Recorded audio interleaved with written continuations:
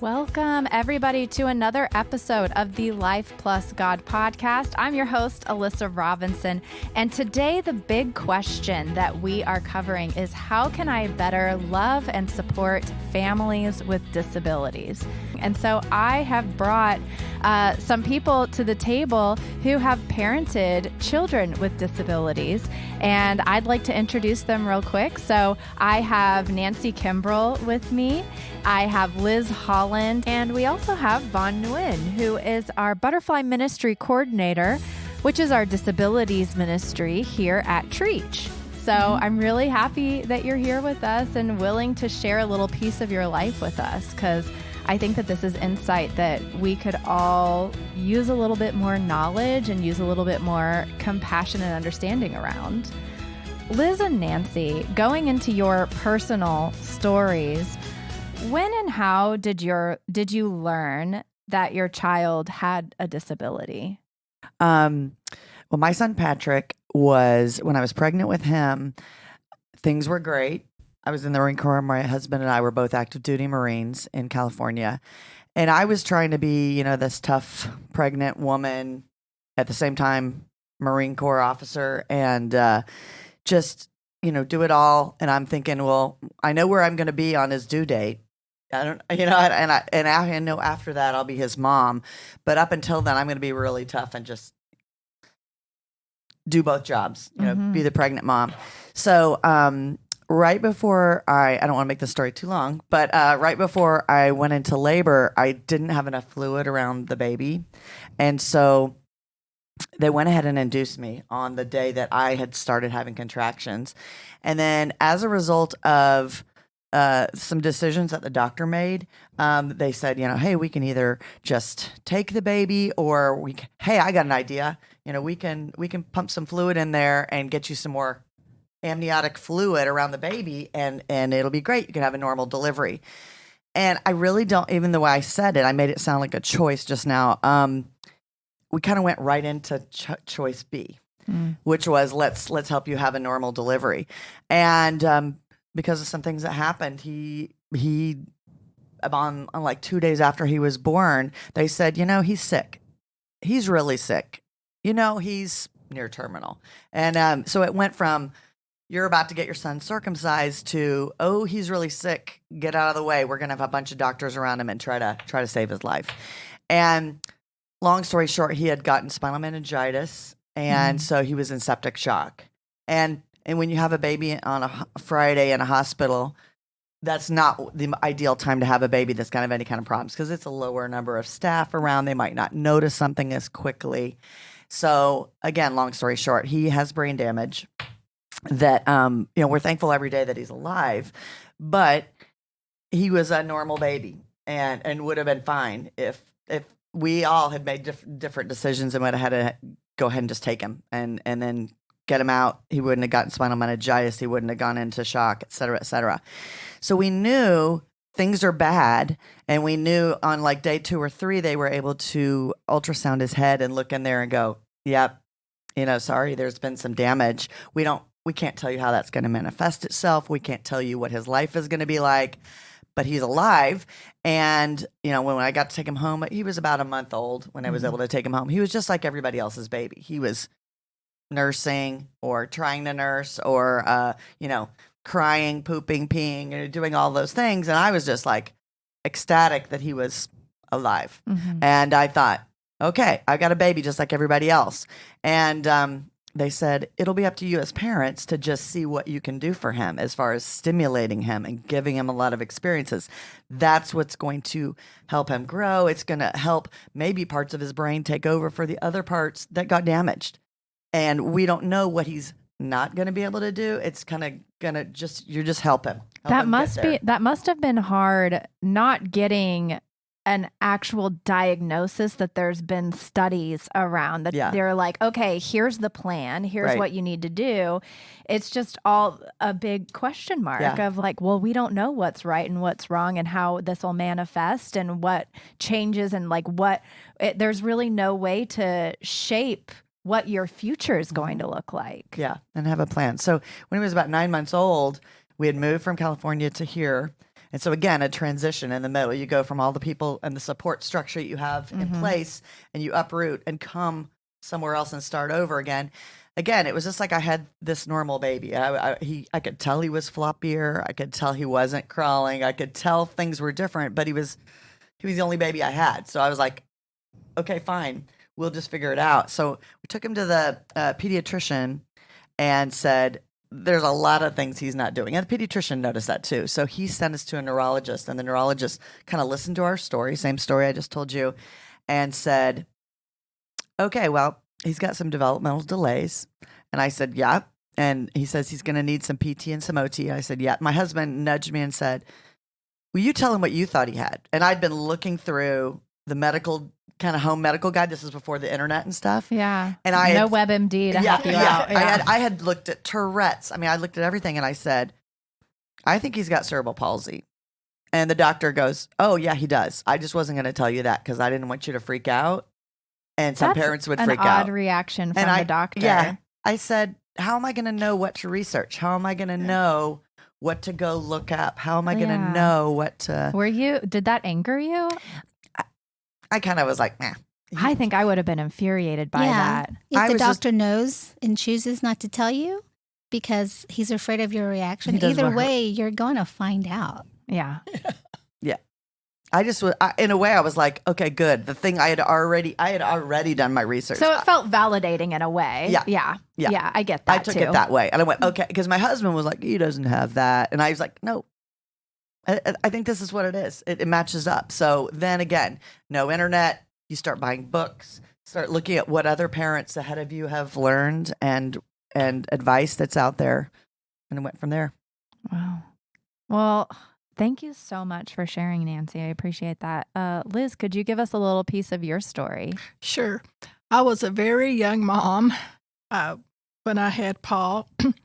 We found out that he had cerebral palsy when he was 18 months old. And he had been born premature, 2 months premature. So the things that he was starting to do that were a little different or a little slow matched up with being premature. So we used to have a home nurse that came and checked on him once a month. And about the 16th or 17th month, she said, I think there might be a problem. Mm-hmm. So we went to the doctor and had him diagnosed, and they told me he had cerebral palsy. The strange thing about that is, and that this is where the God thing comes in, exactly a year before Paul was diagnosed with cerebral palsy, I went to a day seminar thing with a group of people at the United Cerebral Palsy Association in Dallas. And I got to learn a lot about cerebral palsy. So going back up a year later, when Paul was diagnosed, it was like, okay, we can deal with this.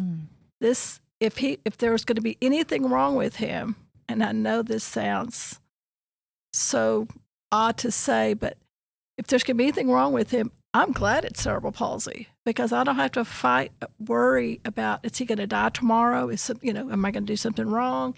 We can work with this. And that was kind of my attitude. That's good. I get that. What led you to that seminar? Because that is like, some people would call it a coincidence and some people would call it God, but I call it God. Yeah. So what is it that, was it like related to your career or you were just interested? I was in school and it was extra credit to go. And I just wanted to know because I had never had anyone in my life that had any kind of disability. So it was just, let me learn, not just the extra credit at school, but just let me learn about people with some type of disability. Yeah. So, but I still think it was a God thing because had I not gone and then he was diagnosed, I think I would have just collapsed.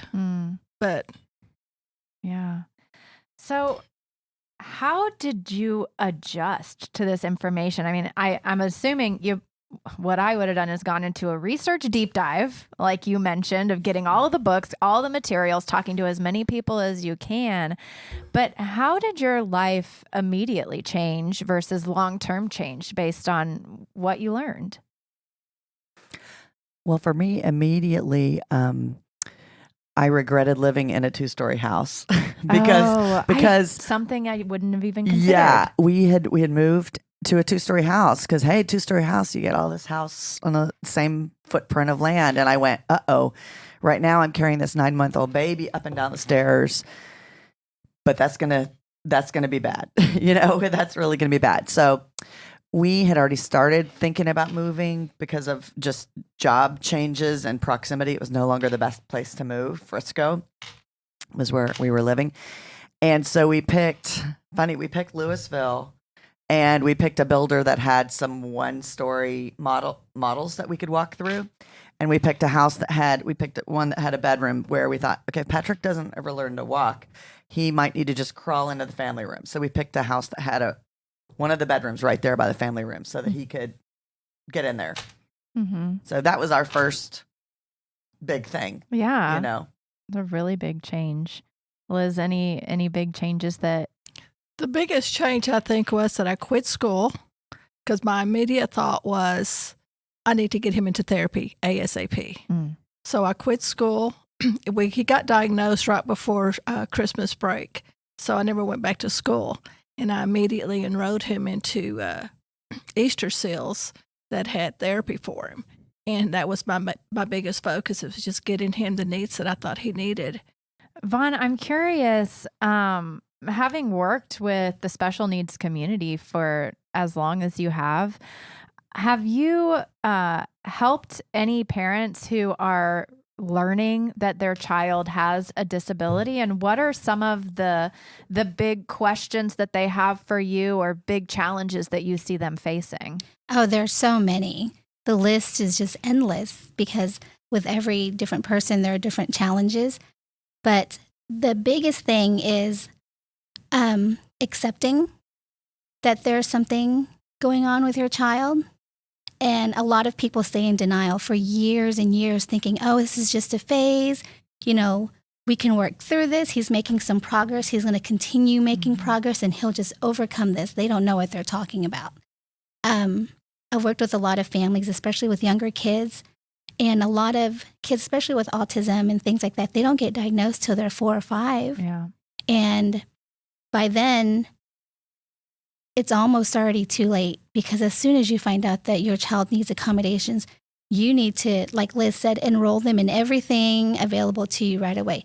PT, OT, speech therapy, early development interventions. Well, in those early years, the brain is like a sponge. Mm-hmm. And so if as early as you can get in to help your child or to help yourself better understand like the brain development, different ways to cope, I imagine like 2 or 3 years old, you want to be in there doing that work. Absolutely. And it's even more than just the PTOT. It's what's going to happen to your child when you're older and not able to take care of them. Mm-hmm. Right now, the HCS program is a program that provides group homes and foster care for adults with special needs. And the waiting list, when I was there 10 years ago, was a 20-year waiting list. Oh my gosh. And so you have your child and you don't find out that there's something wrong until they're 5 or 6 and you're in denial for another 5 years.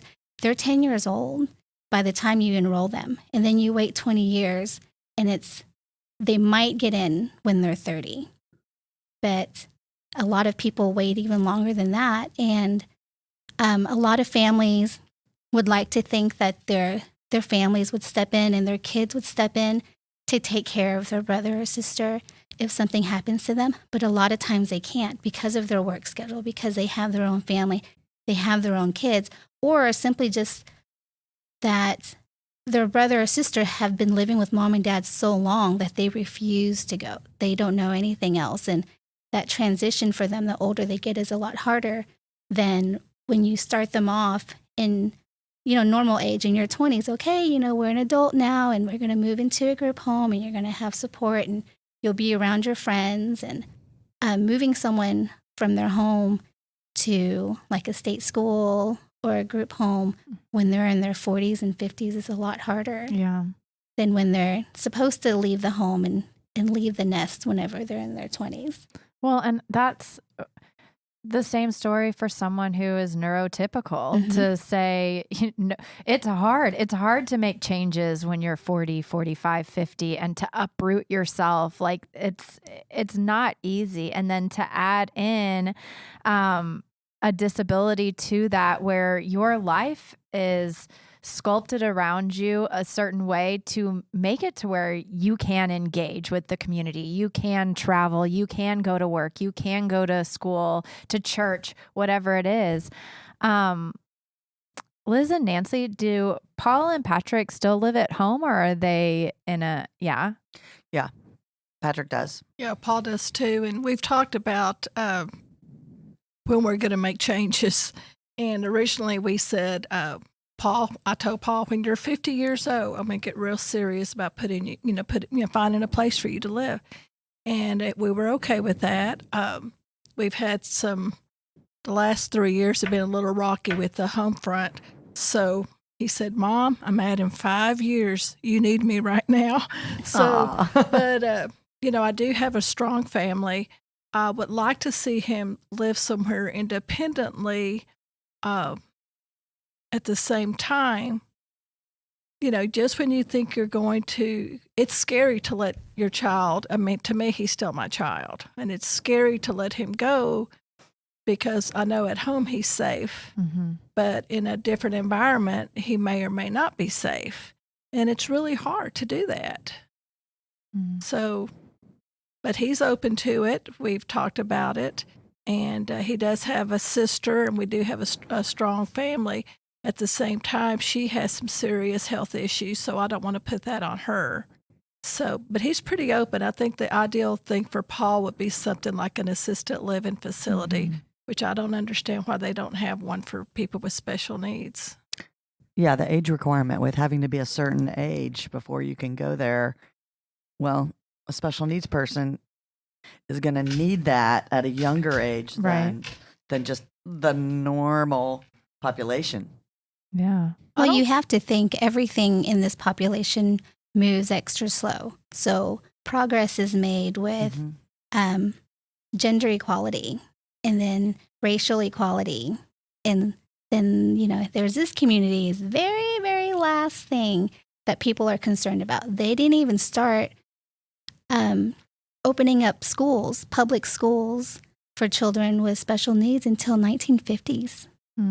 They were separated in their own little facilities that were very abusive, and they exploited them in everything you could imagine. And so it's a very slow progress. They didn't even start training teachers to deal with behaviors and the medical needs of children until like the 1950s.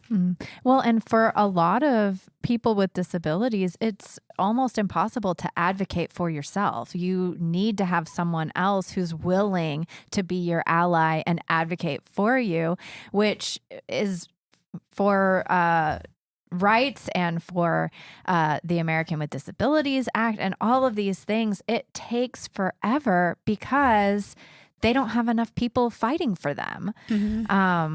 So yeah, I could see how everything moves really Very slowly. And it's a lot of it is the way that mental retardation and physical disabilities has been seen in the past.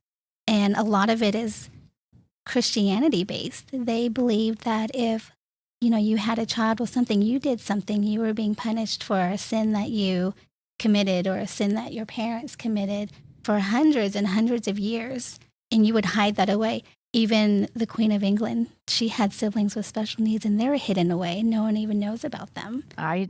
This is the first I'm hearing of it. So many, so many. And just recently, I think starting in the 1970s is when it became acceptable for people with special needs to work in the community and be a part of the community, because before then they were in facilities like the state school, and they were in asylums and things like that, the group homes, and you seeing them working at the grocery store, holding regular jobs like other people with job coaching. That's a relatively new development, just, in the 1970s, 50 years ago. In the time of raising your kids and the time of, so you've learned that they have cerebral palsy, you're going into those younger development years, then into teenage years, into adulthood. What are some of the things that you learned about your child or that you learned about yourself that was really unexpected or surprising during that time? I would say one thing, when I was a young, probably not even married yet woman, I was walking the parking lot of a grocery store and I saw a woman putting a wheelchair in the back of her car. And I remember thinking, oh my gosh, that would be like, oh wow, that would be the worst thing in the world. That would be the worst thing, to have a handicapped child. And I assumed it was her child's wheelchair. And then back to the story I told you before, when they said your son's sick and he's near terminal and, he may die. I kind of my brain went, oh, there's something worse. Yeah. There's definitely something worse for me at that moment. And so I learned I'm going to do this, and I'm going to, hoist myself up and do this to the best of my ability. And I, again, had other children after that, which makes it more complicated. Now you have a handicapped child and I'd love to hear more about that dynamic. Yeah. And then you're worried, is this next child is about to learn to walk? What's that going to do to the first child? Because he's not walking yet. Is he going to melt down? And you're like, okay, how can I distract them? So I found myself trying to kind of grow extra tentacles and arms and ways to kind of circus perform and do multiple things at once to keep one kid happy and the other kid happy, and hoist that wheelchair into the car and it's not that hard, So that's one thing. I've always had the thought I was brought up with the thought that it could always be worse. And I was just always so grateful that he was able to do as much as he could, because I knew other people that couldn't, had children that couldn't. So for me, it was just like, he's doing pretty good. So we'll just kind of go with it. And I think part of it was the fact that I was just so young that it didn't really, I'm not saying it didn't matter, because it did matter. I mean, but Paul always had such a positive attitude. I mean, I'll never forget one time I witnessed a kid asking him, Paul, why are you walking like that? And he just looked at him straight in the face and said, I walk a lot better than I used to. That's a great attitude. And I mean, he was an innocent kid. He was just asking. Yeah. But, okay. So we just always kind of had the attitude it could always be worse. Yeah. And because Paul can talk, he can eat, he can go to the bathroom. There's just so much that he can do that we really don't focus on the things he couldn't do. Where did that positivity come from? Was it you reinforcing any time that he did a new development or took a new step or whatever, that you really celebrated it, or did it just come naturally to him? I really think it came from my parents. My parents just always had the attitude that, you can just do it. You can, you can do it, and it can always be worse. I mean, that's my mother's favorite saying was, it can always be worse. So, it's very encouraging. So we just dealt with it. Yeah. But you do have the guilt when you have a second child, because I did have, I have a daughter also that was born a little bit 15 months after Paul was born. And you feel guilty because you focus so much on the child that does have the disability that she's kind of in the background. And the way I tried to compensate for that was that her and I got to do some special things. We would do things that, maybe without Paul, would leave him with with his grandparents or something, and we would, have our special day or do something. Or at least I tried. I did try to, reward her in other ways. But she was always extremely supportive of her brother, and it was just second nature. Yeah.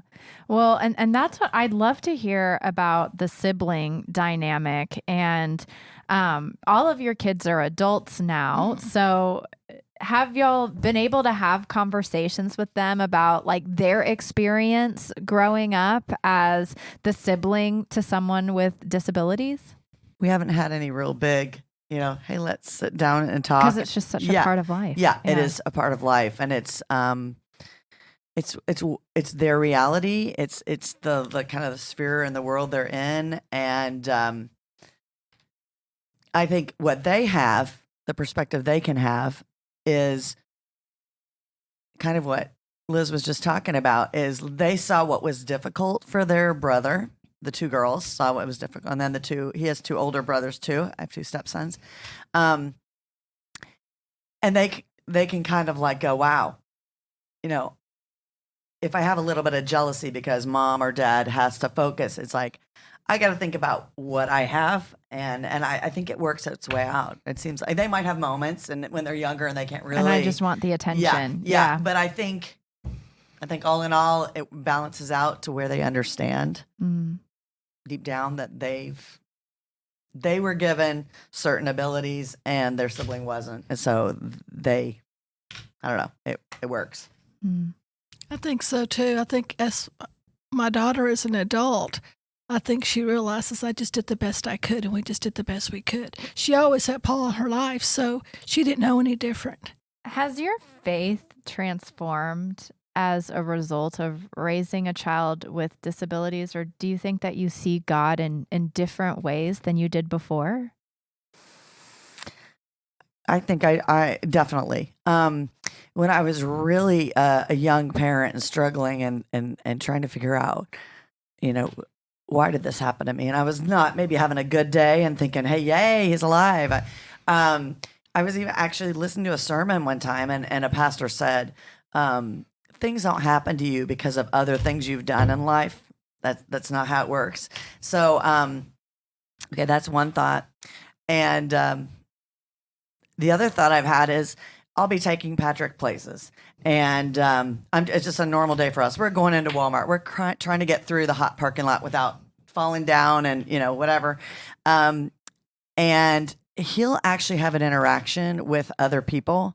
And one time there was a guy out front of the Walmart trying to, shaking a can, trying to get some money and stuff. And Patrick just went up to him, and I was thinking, oh God, I don't have any money in my purse. I've just got my credit cards.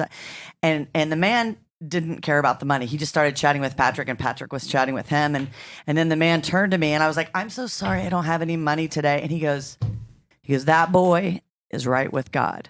And my heart just got really big, and it really helped me realize that Patrick does bring that out in people, and finds people that maybe are just having a rough day, and he picks them out. And I'm thinking, oh gosh, don't talk to that person. They look kind of crabby, or they're distracted or whatever. And he'll get them turned around and get them smiling and talking and handing them their car keys and, other things like that.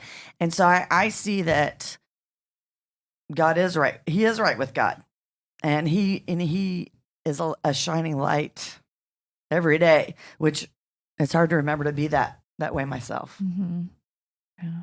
Well, and Vaughn, I'd love to hear from you as the special needs ministry head around here. Like, what is it that you are pouring into these adults and kids? We don't have as many kids in our ministry, but these adults in spiritual growth. And what is it that you see within them growing spiritually? They're amazing. And so I think people have it backwards. People see them as broken and not whole. And I see it as the opposite. I see them as God's perfect angels. They experience joy exactly the way it's supposed to be experienced, without worrying about what other people are going to think, if they laugh too loudly, or if they dance for joy. When they're sad, when they're upset, they will express that emotion exactly the way it is. There's no motives. It's just what you see is what you get. And I think we need to be more like that. We need to not hide as much. When we're happy, we need to be happy. When we're sad, we need to be sad. There's no shame in what they're feeling. For the most part, they are honest people. They will tell you exactly what they're thinking, how they're thinking, and what you need to do about it. And they're not sorry because they don't care what you think, because they're righteous and they have their own they have their own thoughts. They have their own opinions. And I wish people knew that. Yeah. And everyone has a different relationship with God. The best thing is they live life treating people the way they want to be treated. They genuinely do. They talk to you like they would talk to anyone else. They don't, excuse my language, they don't dumb it down like a lot of people dumb it down for them. Like if you see me speak to them, I speak to them exactly the way I would speak to you. And a lot of people don't realize that they're a lot more capable and they understand a whole lot more than they assume. Mm-hmm. And so I think I went off on a tangent. Well, but that's actually one of the things I love about the work that you've been doing within Butterfly Ministry is I think that in the past, and we're slowly, because everything moves slowly transforming as a church. But in the past, I think that we have seen Butterfly Ministry as an over there ministry and people that are in need of our service, in need of our care. And you're saying, no. These are fully formed people created in the image of God who have Christ within them. And we are here to serve you. We are also here to learn. We want to be a part of this church congregation. And I think we've been guilty in the past of setting Butterfly Ministry aside. Yeah, and a lot of people think this population is just a population that has their hand out and just wants to receive. You know, give me donations, give me funding, give me special resources that not accessible to other people. They don't realize that they have so many gifts to offer. I mean, with our little Butterfly Ministry, there's not very many people in our ministry, but you know, they've donated money to other ministries. They volunteer and they participate in church activities and church events. And Paul does everything in the world. He travels all over the Metroplex, even to Austin, to advocate for our Special Olympics and everything else. And so they're just as productive members of society as you and I. We just got to give them the opportunity. We might have to go about it in a different way. Yeah, they just do things differently. But yeah, they can do everything we can. They can hold jobs just like us. They can, you know, get married and have families and have relationships with friends and have careers and educations and just like the rest of us. Like I wish people just knew they're just like the rest of us. Liz, how about your faith journey? What's changed for you in your relationship with God? To Paul, when he was, I'm going to guess, 7 or 8 years old. I'll never forget this as long as I live. We were at the table and the chair was falling down. And he grabbed the chair and he said, "God help me." And he picked that chair up like it was nothing. And I thought, he's got it. He's got it. Going to the Butterfly Ministry, he just came back from a wonderful camp that with the Methodist Church. And I asked him, I said, "Well, Paul, why don't you, number one, he loves the camp. So it's not that I don't want him to go there. I just thought in addition to Seek Camp, you might consider going to another special needs camp that's in the area just for the weekend, I'm not doing that, Mom." I said, "Well, how come?" He said, "Seek Camp teaches about God. They don't." I thought, wow. Okay, Paul. Yeah. So I was just, he understands a lot more than what people give people, credit to people with special needs. Looking at our faith and when you're reading scripture, are there any stories in the Bible that you feel like you really connect with because of your experiences that you might interpret differently than someone else because you have been raising a child with special needs? Okay. I'm not going to be able to be specific, but the story about where, okay, I can't even remember who's the guy that needs to have his mat moved, and he's like, he can't even get into the water, but So he's always dependent upon other people to get him moved around, and then he gets healed, and then they're like, he doesn't need that anymore. I'm so being all over the map. I can't. It's how embarrassed. You need to cut this one. No, I know the one. I know the one of the man on the mat being lowered through the roof by Jesus with his friends. I think I'm Yes. mixing stories up. But I think there is Yeah. another story of that I don't know as well. Yeah. Anyways, I just know it does take a lot to help a handicapped person in today's day and age. But I remember thinking back, I'm amazed that anyone even lived to adulthood in Jesus' time who was handicapped. I mean, that's what I thought was amazing, is that there must have been parents all throughout history and families and friends and support structure that we don't really know about, but there's evidence of it in the Bible. And the fact that they're there and they have a community supporting That they lived them. into adulthood, because there's Yeah. like no way. And so I don't know. I don't know where I was going with that, but Well, I mean, I imagine that brings some comfort of like parents have been loving their kids through and with their disabilities for thousands of years. And if they can do it, I can do it. And if Yes. Jesus sees them, Jesus sees my son, you know? I think that is, and honestly, that's a piece of the story that I hadn't ever thought of before, of the fact that they're an adult with a disability and they are alive and thriving in that time to the best that they could. yeah. That says a lot, that we didn't even think about the fact, most likely they wouldn't survive in that harsh Yes. way of living. Yeah. If this person couldn't take care of their own basic needs, someone was taking care of it for them. Yeah. And they didn't have fancy, expensive equipment. Yeah, And there's no running hand water sanitizer, and medicine and any of that wipes. stuff. Yeah. Yes, adaptive aids. They just made do with what Yeah. they had. Yeah. So it just shows how important community is.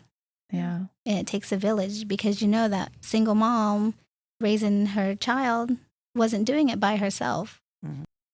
I really feel like Paul's a blessing, not just to me, but to so many other people, because he brings out kindness in people. I really believe that there's a lot more kind people in this world than not. Oh, he's one of the And- number one encouragers of our and- staff. And he, Yes. and he just, he brings out the good in people, even people that you don't think are really, have done a lot of good things in their life. They make room once they have a friendship with Paul. They make room, or they have met Paul, and they go out of their way to help other people with special needs. So What do you think it is about him and about Patrick that brings that out of people? Because what I'm hearing from both of you is that, like you said, people make room, people open up to experience their presence.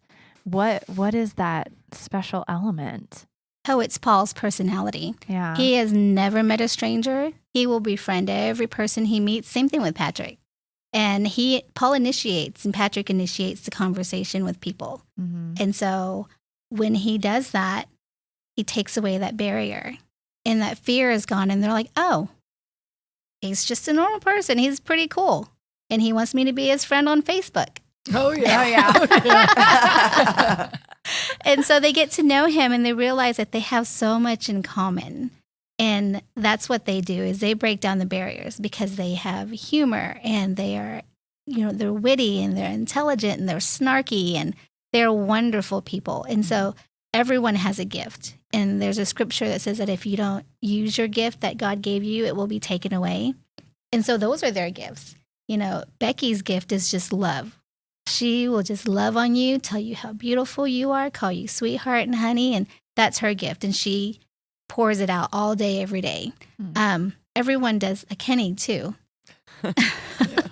Kenny is just like the guys. He'll walk up to anyone and strike a conversation. Granted, they don't understand a single word coming out of his mouth, but he puts a smile on their face. Yeah. And they will make sure to say hi to him the next time they see him. Yeah. I think that there's also something to being fully present in the moment, in any moment that they're in, because I've had conversations with Paul online and because we're Facebook friends, and he'll send me a message every now and then. And he is so kind and present, and he genuinely wants to know you. And I think that in this busy, chaotic world that we live in, we all become so absorbed with our own schedules and what is it that I'm trying to accomplish that we don't take the time to be present in the moment and actually be with someone and let them feel known and loved. And I have experienced firsthand with Paul that he does that. I haven't had the chance to speak to Patrick, but it sounds like he does that. And so that's just incredible. Vaughn, with the Bible stories, what are some of the favorite Bible stories that the butterflies just love to hear on Sunday mornings when y'all are teaching? Oh, we teach them everything. Like the last, what we did this past weekend was, what was it? It was, I wish I had my little devotional book with me, but we have this cute little devotional for preschoolers, which is easy to understand, and it has pictures and it's Lord, in the night, I remember who you are. And so we talked about everything God is. God is our creator. He is our protector. He is our friend. He is our provider. And a lot of our butterfly ministries, they aren't members of the Methodist Church. They are members of all other denominations, but they're not as blessed to have a ministry that caters to them. And so they come here and we accept and love everybody. And so we have the same Sunday school curriculum as any other Sunday school class with fun art projects. And, we help with donuts and coffee. We'll be doing that this weekend. So if you're at church, come get some donuts from Kenny and Becky and whoever else is here. And Paul will be here. But we learn how to be wonderful people, and we learn how God is present in our life every day, and how we can use our gifts to serve other people. Mm-hmm. I mean, it's the same mission statement as everyone else here in the church. Yeah, I think that there's a lot we can learn from the butterflies, because from what I see, which not all of us are very good at, they learn about God, learn about Jesus, and then live it. Yes, exactly. And we're not so good at that. We hold all the knowledge, but then we just let ourselves get in the way. Back to the parenting. What do you wish other parents understood about raising a child with disabilities? I don't know about you guys, but for me, I've noticed if you have questions, just ask them. Instead of staring and hiding and being afraid, just ask. I think there's a lot of fear of offending. Yes. Yeah. And it shouldn't be a fear. Curiosity is a good thing. Yeah. I would second that. The moms that let their child ask the question, I don't know how they've gotten to that place in their life, but it works the best. Patrick would be going to a grocery store and have a walker, and another kid would come up and go, "Me next, I want to do it next." Like he thought it was a toy. And the mom that let Patrick explain back to her child, or me, and she just had some grace to sort of let it happen, because I think the natural reaction is, "No, Johnny, get away from him. Don't hurt that poor little handicapped child." It's, and I've seen it both ways, where some they're just appalled. I'm so sorry. I'm so sorry. They're apologizing, and no, it's fine. And then you're just creating more of a wall and a barrier between these kids, as opposed to allowing an interaction. Yeah, because the kid was looking at Patrick, wanting Patrick to explain, and So I think, ditto. Asking questions is good, and being letting the interaction happen from child to child. Yeah, it's so much better than shunning your kids away and turning them away so they will not see it. You want them to see them. Yeah. They want to be seen. That you want to build relationships and connections, and the only way to do that is to have a conversation with somebody. Yeah. Mm-hmm. It's hard to compare, but what are some extra stressors that you think you have that other parents may have no idea that you're experiencing? For Paul, it's accessibility. Yeah. You take for granted that everybody can go up and down a curb. The new ramps do help, but they just don't think of the obstacles. I'll give you an example. We would go to the movies, and right by the family bathroom and next to the men's bathroom, they had a giant trash can because people are used to washing their hands, opening the door with the paper towel, then throwing it in the trash. So instead of people throwing it on the ground or on the floor, the manager put this gigantic trash can there. Well, with the gigantic trash can there, Paul can't get in the bathroom because he can't get access. He can't move his walker to get inside. So every time I would go to the movies, I would ask the manager and politely let them know that that was an obstacle. He can't get in the bathroom because that trash can's there. So about the fourth or fifth time I did this, and I try to be careful because I'm trying to educate people, not be angry. So I said, let me take you over there, and I'm going to take Paul over there. When they physically were able to see what I was trying to say, they moved the trash can. And I said, the problem is whenever I say something, the trash can gets moved, but the next time I'm here, they just put right back. Well, she finally said, it won't happen again.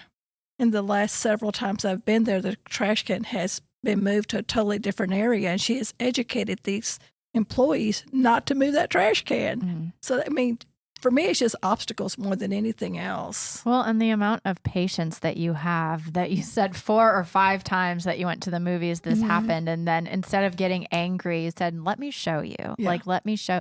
I don't have that patience. I would have been angry and been like, hey, this is basic human dignity. We all need to use the bathroom. Move this trash can. Like I would, but that's, you can't go through the world that way. And I'm guessing that's just one of hundreds of examples of you needing to slowly educate people around Paul's needs. Yeah. It's just, they don't understand. And I'm glad they don't understand because they're not having to experience it. But you have to teach people to be in their shoes sometimes. Yeah, it's about changing hearts. And with that, it's totally against the law. There's ADA rules. There's nothing supposed to be obstructed. I'll be like, excuse me, sir. I know. That's what Vaughn would be like. Do you know that you're in violation of ADA? Exactly. And I have an attorney. It's like, I want to report this. There's a number right here I can call right now if you know. But the best way to change the world is not forcibly. Like, you can't force anyone They to have change. to be able to see it. Yes, and you do that by changing their hearts, by making it their problem. Once people aren't worried about themselves, like, this doesn't affect me, so I'm not worried about it. When they start thinking about other people, you know, when we become a community and become more aware of each other, that's when things change. And so they've seen, so everyone has seen my kids. And then my sister's kids, they hang out with the Butterfly Ministry. We do everything with them. And it's because I'm changing that. I'm raising kids who grow up with this population, and I'm making this population seen to all the kids here at church. The kids here at church aren't scared of them like they were when I first started. When I first started, we were trying to give out Halloween candy, and half the children did not want to take candy from them because they were scared because they've never seen them before. Oh, wow. But once they came in and then they saw, oh, this is just Chase. Oh, he has a name. He has candy. He's a pretty nice dude. And so when you do that and you change their hearts and then you take away the fear, that's when everything changes. Because my kids now, they don't see their disabilities. They play with them, hang out with them, do everything for them. They observe and they notice without even asking for help. They'll notice someone drop something. And they'll pick it up from them. They'll automatically open the doors. They advocate for them.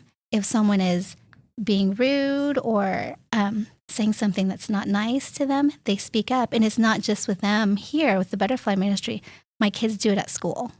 They're the ones that sit and play with the kids on the playground who aren't able to go on the playground because their wheelchair can't get into the mulch. And so they'll sit and play with them on the cement and bounce a ball with them. And so you just slowly have to change hearts in order to change the world. You can't force anyone. Like you can't force someone to be nice to you. Yeah. They'll tolerate you, but we don't want them to be tolerated. Well, and I do hope that those parenting norms are changing, because for me, when I was growing up, it was the norm. Like the number one thing is stop staring, don't stare, Yes. but no regard to, hey, I see that you're staring. Do you have any questions? Like, what are you thinking? Like, what are you feeling? And for me, that meant, oh, I'm not supposed to engage. Don't look, it's rude, whatever it is. And so there was this barrier created. So I really do hope that that's changing with parenting styles. And I'm glad that you're doing that within your own family, but then also guiding our families at this church to do the same thing. And because I know with our previous butterfly ministry coordinator, her big campaign was don't stare, say hello, And so that was the starting point for this church of, oh, okay, we can just say hello and that's good, and it's so simple, but like, I guess we've been trained out of it. I don't know. Because out of sight, out of mind. Like I said in the past, they were put away for no one to see. And you didn't want anyone to know that you had a family member who was different. But things are so different now. There's Finding Nemo with his little fin, and The gimpy fin, that's great. Yeah. yeah, it's in all the movies now. The kids are so used to it because there are special ed classes now. They didn't have that when, there were only a few kids in special ed classes when I was at school. There was one kid in a wheelchair at the school I went to. And when he punched my brother in the face for being rude to him, we found out he was just like everybody else. His brakes must have been locked because he connected. Yes. So my little brother was punched in the face by the one kid in our school. That's awesome. In the special ed class. But there's a new Peter Pan movie, and there's a little, I think it's a little boy with Down syndrome in there. One of the Lost Boys. Yes, one of the I Lost did see Boys that. has Down syndrome, and there's a Down syndrome model. She's beautiful. Yeah. She's a mainstream supermodel in ad campaigns, and you see it everywhere now.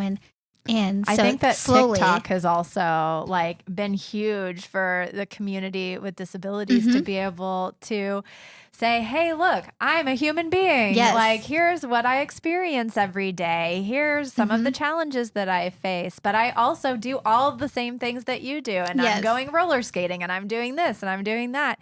And I think that it's been very connecting so that it's no longer out of sight, out of mind.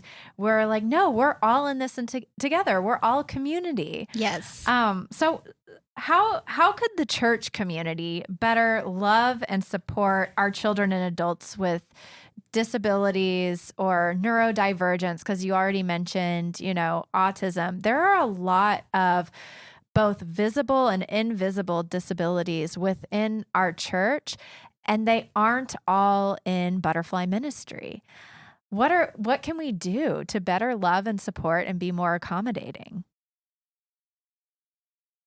I don't know. I think we do a really good job here. I was going to say the same thing. You do a fantastic job, and I'm so proud of you, Vaughn. Oh, thank you. But I think so many people in the church are reaching out, because Paul mentions people's names, and what you were saying earlier as far as Paul being present. I always say Paul has a great memory because he wants to know about you.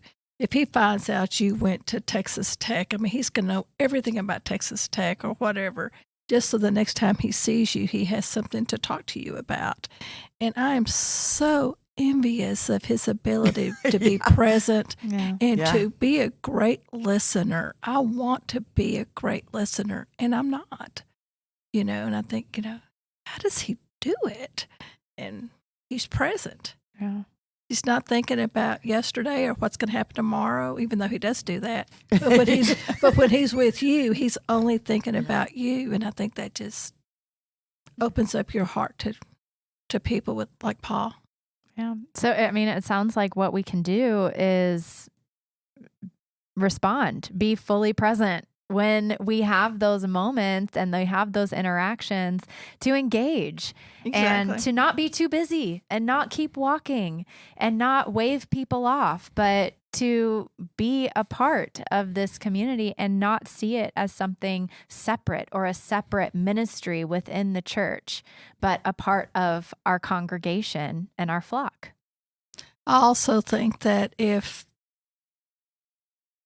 once you open your heart to somebody with some special needs, if you treat every child that way, every child, whether they have special needs or not, it's going to be a lot better community. Exactly. That's beautiful. Don't treat anyone any differently. And that's the one thing I've always wondered. It's like, why do you call it special needs when the one thing they yearn for is to be exactly like everybody else? So I was like, they don't want to be special. They just want to be like everybody else. And so that's probably one of the reasons why the word special needs is being slowly filtered out, because they don't want to be special. Yeah. Because we don't all special. Yeah, we don't want to be a part. We want to be part. Yes. I guess part of that for me, and it might be different when someone has a younger child. For me, I have a 50-year-old son. So when I'm communicating with someone and say, oh yeah, I did this for Paul or something, or, my son lives with me, and they, most 50-year-old men don't live with their mom. Most 50-year-old men don't have to work on being able to hang up their clothes. Yeah. Most 50-year-old men aren't waited on by their mom. And I guess for me, it just makes it easier to say, well, I have an adult son with special needs. Yeah. Because I don't want them to think there's something wrong with him. Well, because he does have different requirements and different accommodations. And so, and in the same way that each of us are different, his differences just have more of an external effect.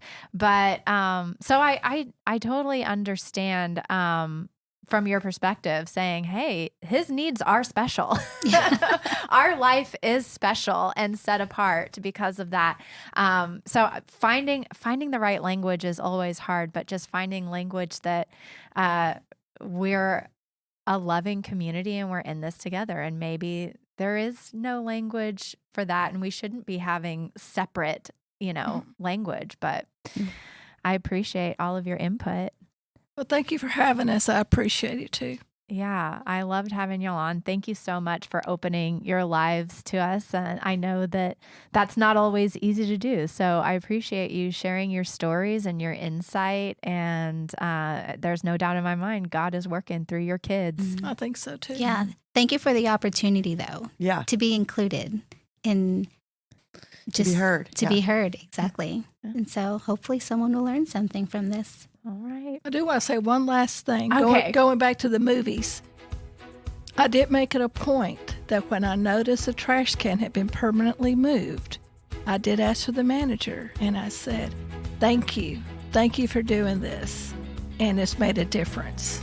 So I don't just bring up the bad. I'll try to positive reinforcement. Yes, exactly. Keep your eyes open for ways that you can create more accessibility. Yeah. Exactly. Thank you so much. The Life Plus God podcast is hosted, written, and produced by me, Alyssa Robinson, and sponsored by Treach Memorial United Methodist Church in Flower Mound, Texas. If you live in the Flower Mound area, I invite you to stop by and see if Treach could be your new church family. You can learn more about all of our programs and events at tmumc.org, and I hope to catch you next week for our next episode of the Life Plus God podcast.